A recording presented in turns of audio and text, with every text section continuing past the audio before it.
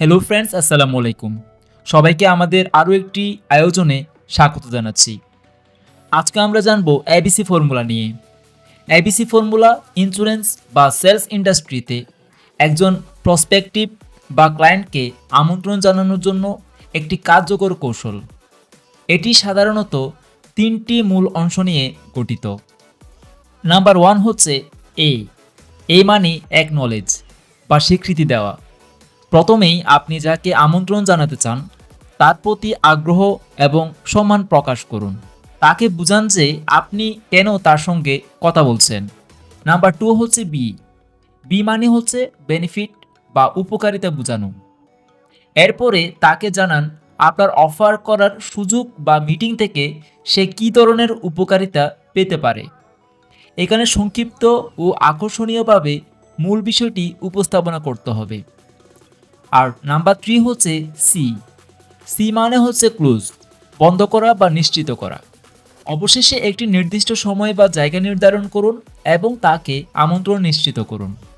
সরাসরি সময় বা স্থান চূড়ান্ত করে নেওয়াটা গুরুত্বপূর্ণ। এখন আমরা জানব এবিসি ফর্মুলা ব্যবহার করার step by step guideline. Scenario number 1, phone কলের মাধ্যমে আমন্ত্রণ। তাহলে আপনি অ্যাকনলেজমেন্ট ফর্মুলাটা কলের মাধ্যমে যেভাবে ইউজ করবেন। হ্যালো, আপনার নাম বলেন, সালাম বা নমস্কার দিয়ে বলেন কেমন আছেন। এরপরে বলেন আমি আপনার সম্পর্কে কিছু ভালো কথা শুনেছি এবং মনে হলো আপনার সঙ্গে একটি গুরুত্বপূর্ণ সুযোগ শেয়ার করা উচিত। এরপরে আপনি বি ফর্মুলাটা ইউজ করেন। বি মানে কি? বেনিফিট। এরপর বলেন আমাদের একটি বিশেষ প্রোগ্রাম আছে যেখানে আপনি আপনার ক্যারিয়ার উন্নত করতে পারেন এবং অসাধারণ ইনকামের সুযোগ পেতে পারেন। বিশেষ করে আপনি যদি ফাইন্যান্স এবং ইন্স্যুরেন্স সম্পর্কে আগ্রহ হন তাহলে এটি আপনার জন্য অনেক বেশি উপকার হতে পারে। তাহলে এ টু অ্যাকনলেজমেন্ট, এরপর বি টু বেনিফিট, এরপরে থার্ড হচ্ছে ক্লোজ মানে বন্ধ করা বা নিশ্চিত করা। তাহলে আপনি বলেন আমরা আগামীকাল 5টায় একটি বিশেষ মিটিং আয়োজন করেছি যেখানে বিস্তারিত আলোচনা হবে। আপনি কি সময় দিতে পারবেন? তাহলে সিনারিও 1-এ কী ছিল? ফোন কলের মাধ্যমে আমন্ত্রণ। তাহলে আমরা এখানে এ বি সি কীভাবে আমরা মেনটেন করব সেটা কিন্তু আমরা শিখলাম। এখন সিনারিও 2, তার মানে আপনি যখন সরাসরি কারোর সাথে দেখা করবেন তখন আপনি এবিসি ফর্মুলা যেভাবে আপনি মেনটেন করবেন। এখানে এসে অ্যাকনলেজমেন্টে আপনি যেটা করবেন তা হচ্ছে, তাহলে আপনি দেখা হওয়ার পর তাকে সালাম বিনিময় করেন, শুভেচ্ছা বিনিময় করেন।